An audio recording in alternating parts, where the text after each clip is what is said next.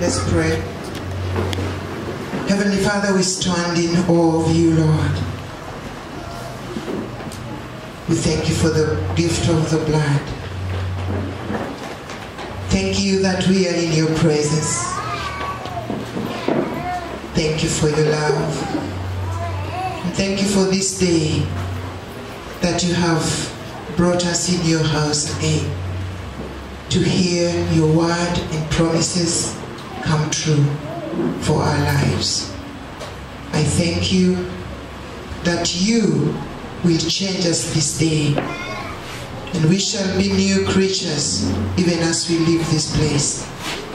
Thank you for myself. Use me as a vessel. In Jesus' name we pray. Hallelujah. Praise the Lord. Praise the Lord. Hallelujah. My name is Harriet Bogere. I send you greetings from Charles Bogere.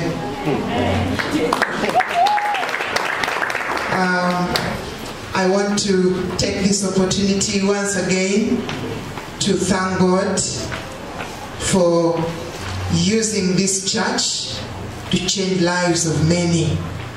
I want to thank our elders and the leaders of this church for giving me the opportunity to do this.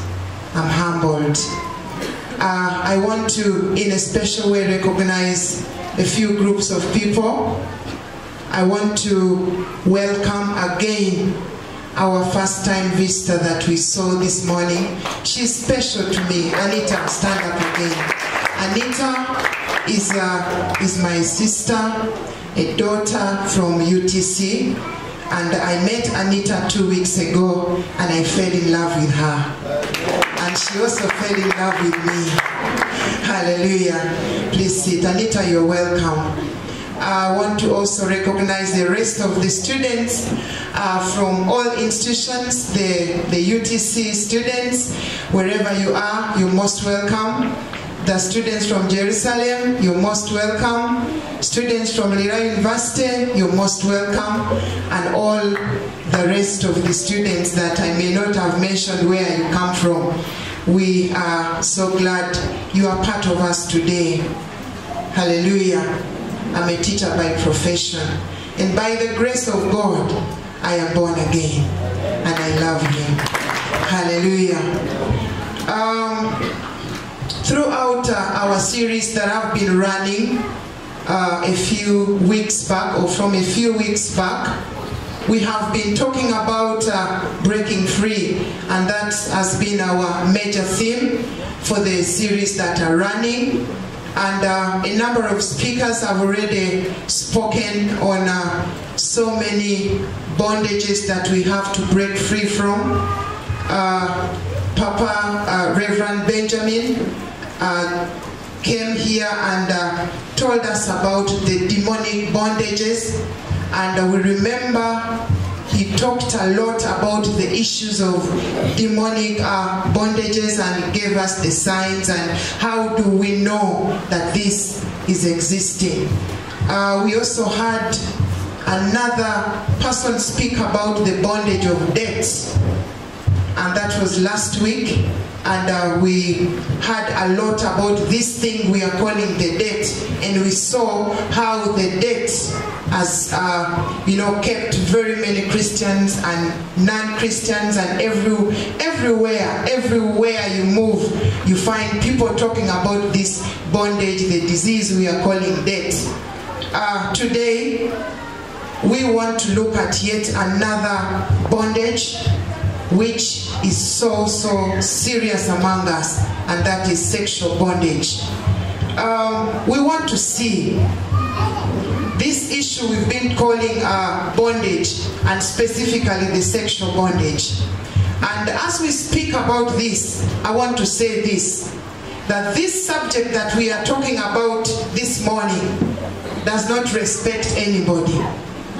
This subject that I'm speaking about this morning does not respect your age. This subject I'm talking about this morning does not respect your tribe. It does not respect your profession. Even teachers like me, teachers like you who are seated there, pastors like you, and sisters, mothers, uncles, you name it. It has no boundary. We have seen great leaders that are having issues of this kind of bondage that I'm talking about this morning. That is a sexual bondage.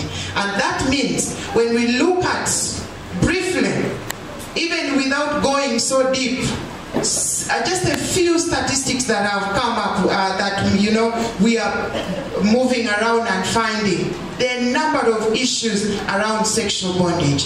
We have seen so many leaders, great politicians, great people that have influenced the lives of so many people. But you know what? The issue of the sexual bondage and the issue of sexuality have disgraced them. Just last week we had so many things coming around from some of our members of parliament because of this same thing we are talking about. So that is why I started saying, whatever I'm talking about this morning does not mind what kind of person you are. We have seen so many other religious leaders. We have seen and heard many pastors, being disgraced and brought down to zero and brought down to nothing, so much that they can almost not stand to even speak the word of God because of this that the enemy has brought and twisted around, which we are calling the sexual bondage. Statistics has it that over 70% of the youth pastors we have, 70% of the youth pastors. And when someone was talking about the youth, and he said the youth starts from the what? From the mind. And that means we are talking about the youth that is maybe from the age of 18 to 60 years. So many of the senior pastors, the statistics has it that over 68% have been disgraced and brought down by sexual bondage. Statistics is still having that 543% of this that we are talking about are affecting our leaders, our men that are here, that are out there, that are everywhere around your neighborhood. And you know the most amazing part of it? Out of this 543%, remember, for us the mathematicians, we know percent only starts from 1 to 100. But the issue of the sexuality, it is taking the percentage from 100 to 543%. It is amazing. And you know what? A half of that number, those people that are entangled and bound, they do it on Sunday. Hallelujah. Do you know why? We are going to find out. But one of the reasons is Sunday is when we are free. Sunday is when we have time. Sunday is when we are not busy. And though at the end of the day we sit and we know we need to occupy our mind. We have seen so many families. The statistics are telling us that so many families, over 125,000 families break every year due to sexually related bondages. Hallelujah. This is the seriousness of the matter we are talking about. As you see a young boy, a young man, a young girl moving around, we see that 9 out of 10 of those boys that you see around, 6 out of 10 of the girls that you see around, the young ones, below even the age of 18, already have issues to do with sex. And many of them are already entangled into them. Ladies and gentlemen, this clearly brings us to the gist of the matter. This is something that is a disease and is eating us as Christians down. And we want to look at it, and then we ask the Lord to set us free, and I believe He can do it. When we talk about the world issues, the statistics I'm bringing around, sometimes we think it started from USA or it started from America. But even in the days of the Old Testament, We have seen great personalities. Many of us read the Bible. We have seen and heard the stories of great men of God that were disgraced by issues to do with sexual bondage. Even in the Bible, if you remember the story of Joseph, Joseph had an issue with the wife of Potiphar. And you all know what Joseph did to get out of it. We remember the story of King Solomon. The Bible says he had over 1,000 concubines. And what are they for? Or what were they for? We remember the very man that you and I love so much, King David. King David had issues with sex.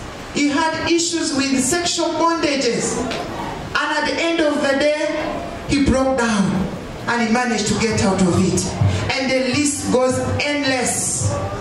We can start counting the list from the beginning up to the end and we shall not be finished. But we are saying, why are we bringing all this? I am bringing all this because I want to show to you that the condition that I'm calling the sexual bondage now did not start from me, did not start from you. And it's not going to end with me, neither will it end with you. Because those people that I'm talking about that we saw in the Bible, they managed to overcome them. And they did not do it because they were so strong, but they humbled themselves and accepted the love of Jesus. Hallelujah. Let's read our scripture. 1 Corinthians 6.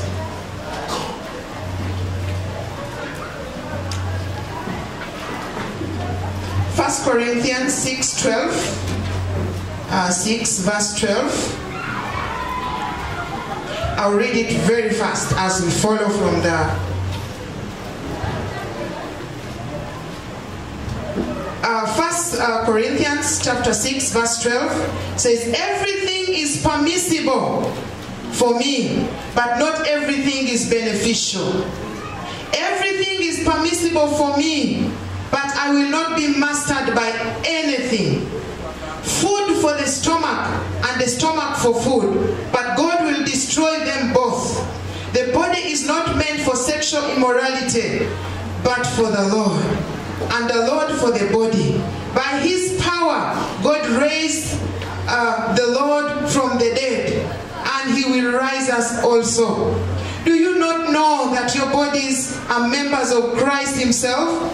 Shall I then take members of the Christ and unite them with the prostitute? Never! Do you not know that he who unites himself with a prostitute is one with her in the body? For it is said, the two will become flesh, or one flesh. But he who unites himself with the Lord is one with him in the spirit.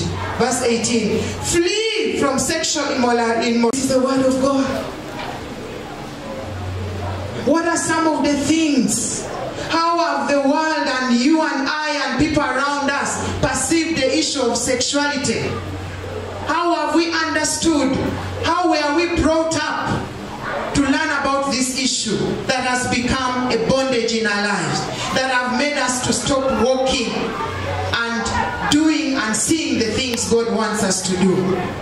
In the past, or in the worldly view, or the perception that people out there have about sex, culturally, we remember we used to believe that anybody, for example, I am married to Bogere, but if Bogere has brothers and is not around, anyone had the right over me. That is the cultural belief and perception that people had. So anybody was having the right. People were taking women like sexual assets. You know, the moment a woman is married in your culture, everybody in the culture, the clan is having power over her. And that has also given us another different perspective of looking at sexuality. People believe that if you are married and then you stay 1 year, 2 years, 3 years, 4 years, and you cannot get a child, your man can have the right to go to the next woman and say, you know what, please come and bear for us a child. How are you going to stop it? I told you over 42 million pornographic sites are open to you. And today you open one, and you save it. You open another one, you save it. You copy it in a CD. Perhaps when you are not having your laptop, you can watch it. You have certain pictures that you have kept somewhere, that every time you want that fulfillment, you go and look at it. You go and have it. You go and have a glance. And sometimes, as we are looking at some of the signs, you keep on promising yourself,